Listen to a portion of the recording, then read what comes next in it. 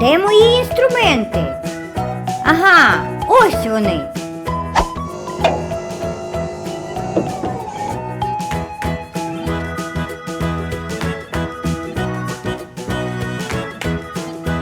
Встановимо колесо на місце. Відмінно. А зараз зафіксуємо його.